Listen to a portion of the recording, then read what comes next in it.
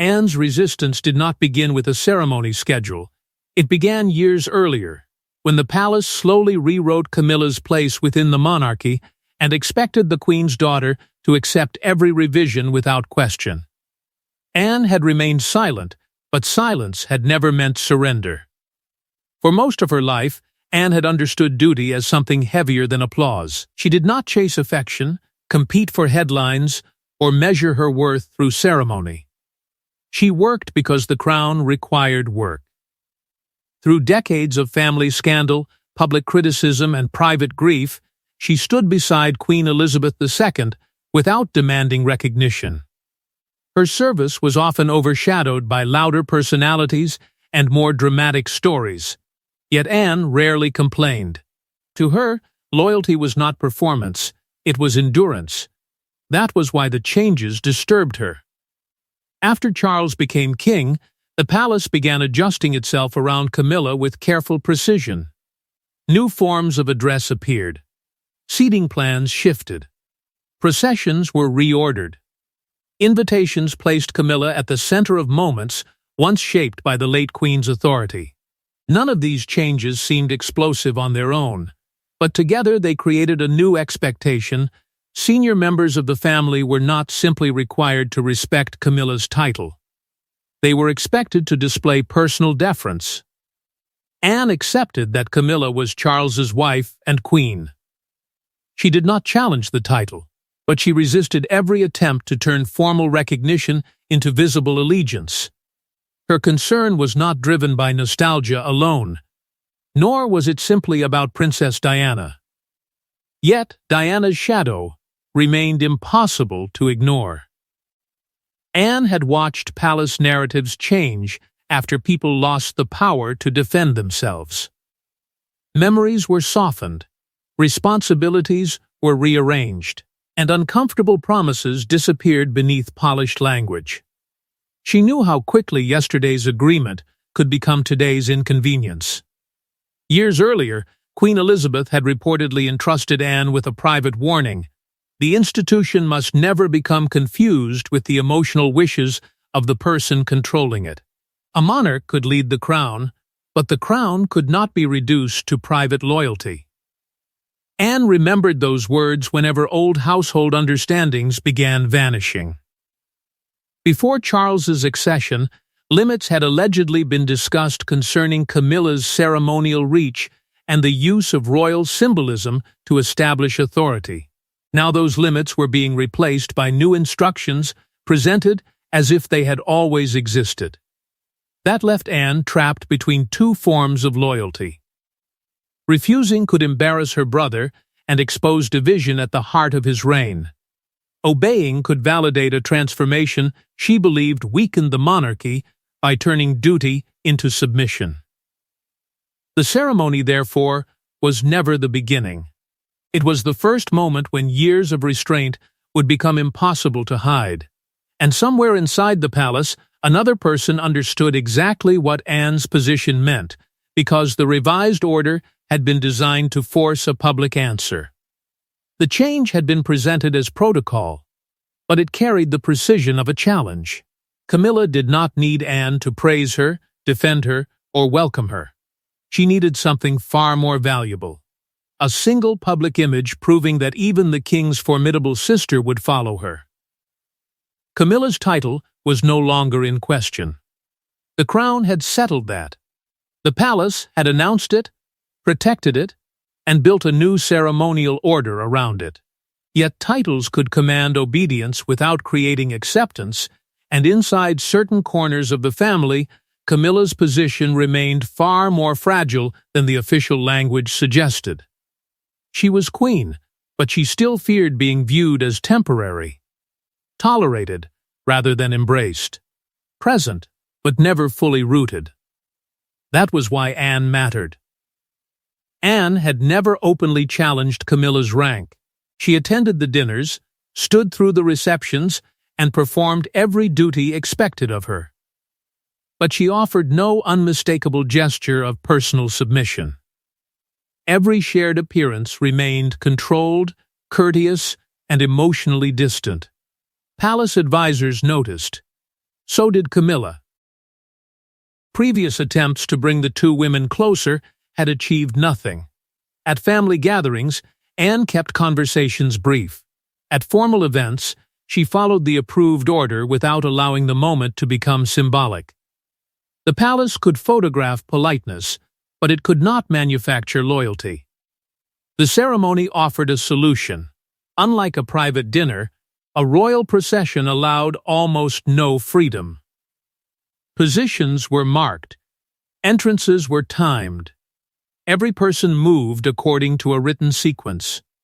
If Camilla walked first and Anne followed directly behind, the meaning would be clear. It would show the king watching as his sister accepted the authority of his wife.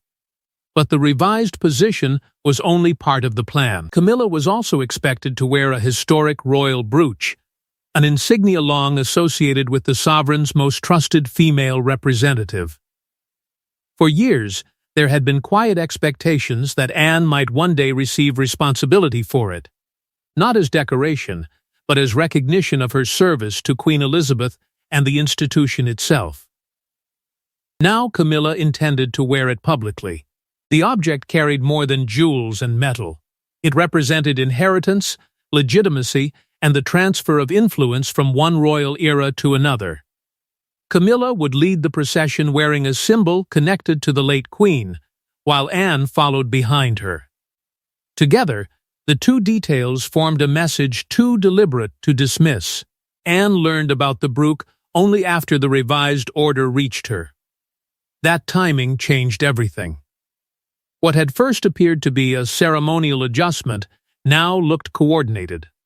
Camilla's fear was not entirely without pain. She had spent years fighting the belief that she would always remain secondary to memory. She wanted certainty. She wanted permanence, and she believed Charles would protect the plan if Anne resisted. But she had underestimated how closely the king understood his sister, and what he might recognize when her silence finally became defiance. When the ceremony finally began, every position had been fixed, every movement rehearsed, and every expression controlled except for the one decision Anne had kept entirely to herself. The signal was given. Camilla stepped forward exactly as planned, expecting Anne to follow at the prescribed distance. But Anne did not move. For several unbearable seconds, the royal procession continued without her, and King Charles, standing close enough to understand the mistake, saw everything. There was no raised voice, no dramatic gesture. Anne did not turn away or challenge anyone openly. She simply remained where she was, still and composed, while the carefully arranged order began to move without her. To most of those watching, the pause may have seemed like a brief delay. Inside the palace, it was unmistakable. Camilla continued forward. She had been told Anne would be behind her. Every step had been timed to create that exact image. The queen leading, the princess royal following, and the king witnessing a family united beneath his authority. But the expected rhythm broke almost immediately. The space behind Camilla remained empty. Anne waited. Only when another senior royal moved into the procession did she step forward, joining from a different position and avoiding the place assigned to her. The adjustment was quiet, almost invisible to anyone unfamiliar with royal protocol. Yet the officials overseeing the ceremony understood its meaning at once. Anne had not made a mistake. She had rejected the order. Charles saw the empty space before anyone could correct it. He saw his sister pause. He saw her choose a different position. And because he had known Anne all his life, he understood something the officials could not hide. She had planned this. For one tense moment, he faced an impossible choice. He could intervene and defend the authority represented by Camilla's position, but doing so would expose the conflict before everyone present. Or he could allow the ceremony to continue and accept that Anne's refusal had already weakened the message the procession was meant to send. He chose silence. Camilla did not look back. but she felt the change behind her. The spacing was wrong. The footsteps no longer matched the rehearsed sequence. She knew Anne was not following, and the historic brooch pinned to her became heavier in meaning. What had been intended as a symbol of legitimacy now seemed to mark the center of a private battle. Officials exchanged rapid glances, closing the gap and guiding others into place before the disturbance became obvious. The ceremony continued, polished on the surface and fractured underneath. Anne understood the cost. Her refusal could be called disobedience. It could be used to question her loyalty or reduce her future role. But following Camilla while she wore that disputed symbol would have appeared to approve everything Anne believed had been quietly rewritten. Then, Charles met her eyes. There was no apology in Anne's expression. No request for protection. Only the certainty that she had chosen the consequence she could live with. The procession continued, but the real ceremony had already collapsed, and behind closed doors, the palace immediately began deciding whether Anne's refusal would be hidden, punished, or used against her. Before the final guests had left, palace officials were already constructing an explanation. Anne's pause became a timing error. Her altered position became an unavoidable adjustment. Yet one internal message contradicted every public excuse and revealed that the household had anticipated her resistance before the ceremony began. The first explanation blamed a delayed entrance queue. The second suggested confusion among attendants. A third described the change as a minor problem with ceremonial spacing. Each version sounded calm, reasonable, and harmless. That was the palace method. Reduce a dangerous moment until it appeared too small to question. But those who had seen the final written order were not convinced. Anne's position had not been vague. It had been marked with precision. She was supposed to follow directly behind Camilla at a fixed distance, in a sequence approved before the doors opened. Her movement into another place could not honestly be dismissed as confusion. Then an internal message surfaced. Sent before the ceremony, it instructed staff to be prepared if the Princess Royal declines the revised sequence. Those words changed everything. They proved that someone had expected resistance. More importantly, they proved that the new order had been imposed, despite knowing Anne might reject it. The question was no longer whether Anne had misunderstood the plan. The question was who had understood her objection in advance and forced the confrontation anyway. One of Charles' senior aides had reportedly warned against the revision. Anne, he argued, would not view it as ordinary protocol. She would see it as a demand for visible submission. The warning was direct, but it was overruled after pressure from Camilla's household. Even so, the final authorization still carried the king's approval. That left Charles painfully exposed. He may not have designed the trap, but his name had given it power. He had allowed an instruction to move through the palace without asking what it would demand from his sister. Camilla's response was immediate. No suggestion of family conflict could be allowed to reach the public. If Anne's refusal appeared deliberate, other relatives might begin questioning Camilla's expanded authority. Politeness could survive uncertainty. Power could not. Behind closed doors, consequences were discussed. Anne could lose ceremonial responsibilities. She could be removed from a future state event. Access to objects linked to Queen Elizabeth might be restricted. The warning was clear. If she would not support the official explanation, the palace could make her silence costly. Anne refused. She would not release a statement supporting the timing error story. She would not call her decision accidental. After years of watching difficult truths disappear beneath careful wording, she would not help the palace erase this one. Charles finally summoned her to a private meeting. Camilla insisted on attending, determined to hear whether Anne would retreat when confronted directly. But when Anne entered the king's private room, She was not carrying an apology, she was carrying the one document the palace had hoped no longer existed.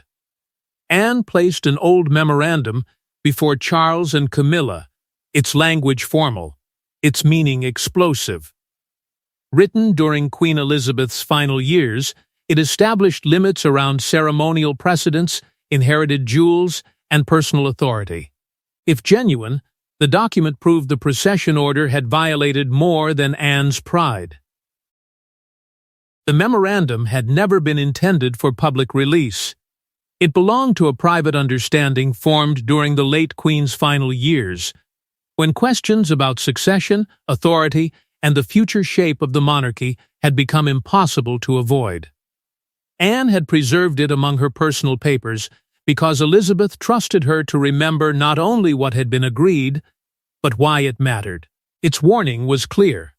Processions, heirlooms, and royal insignia were not to be used as tools for manufacturing personal loyalty within the family.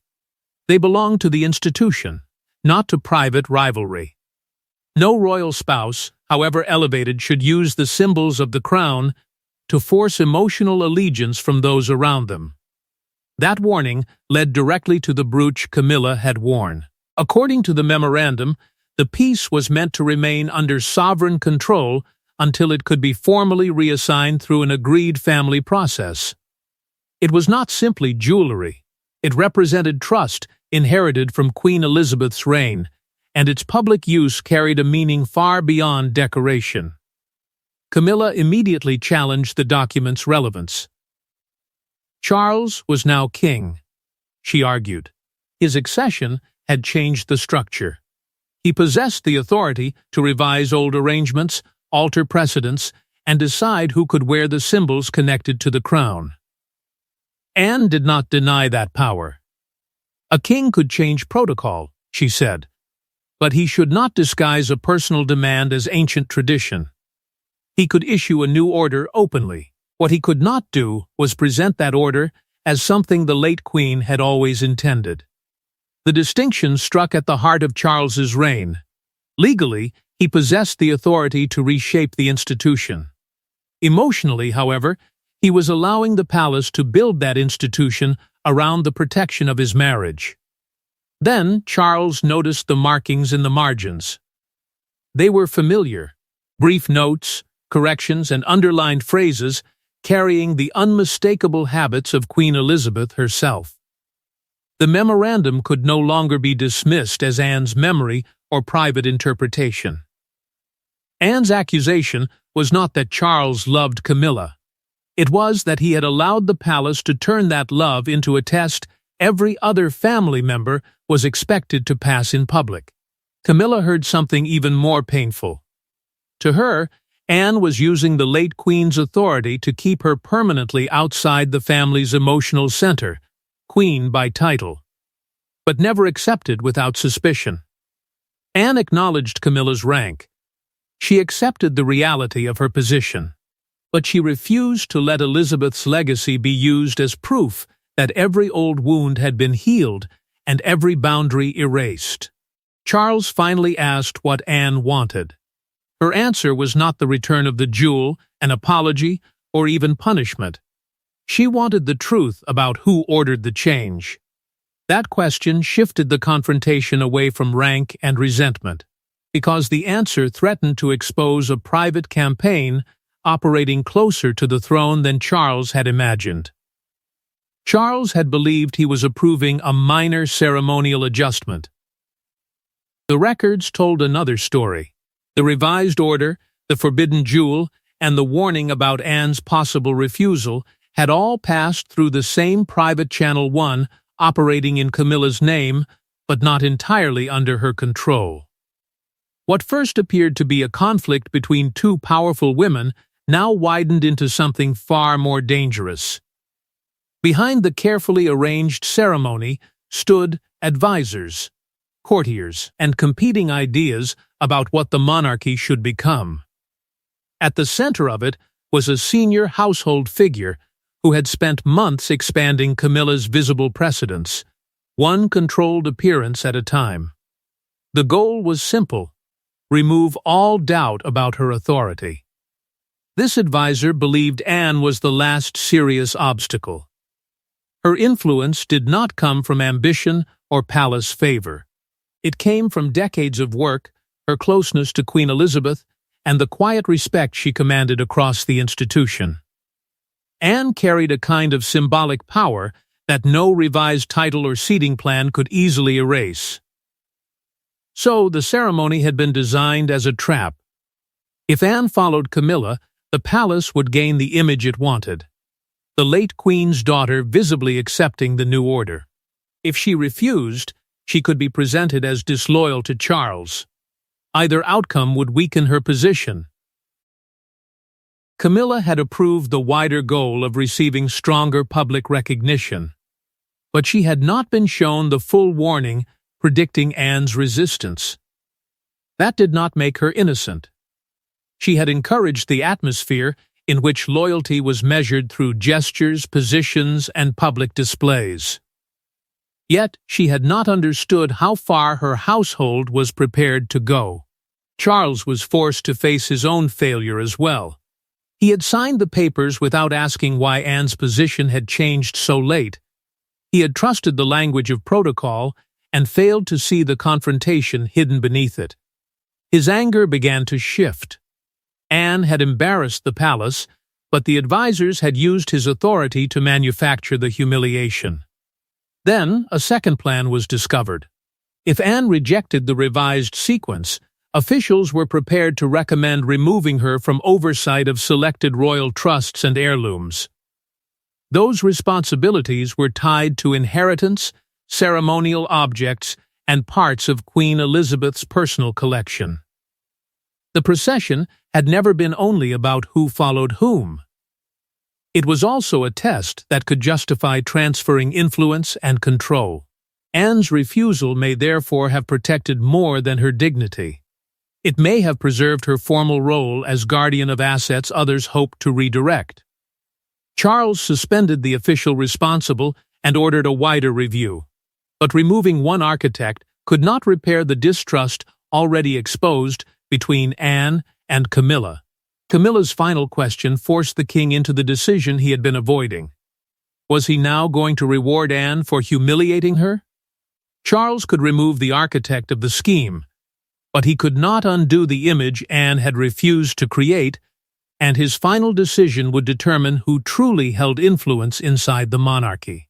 Charles's final response was not delivered through an argument or public announcement. It appeared days later in a new set of palace instructions. Anne's authority had been restored, Camilla's position carefully protected, and one ancient jewel removed from both women, yet the compromise concealed a devastating truth.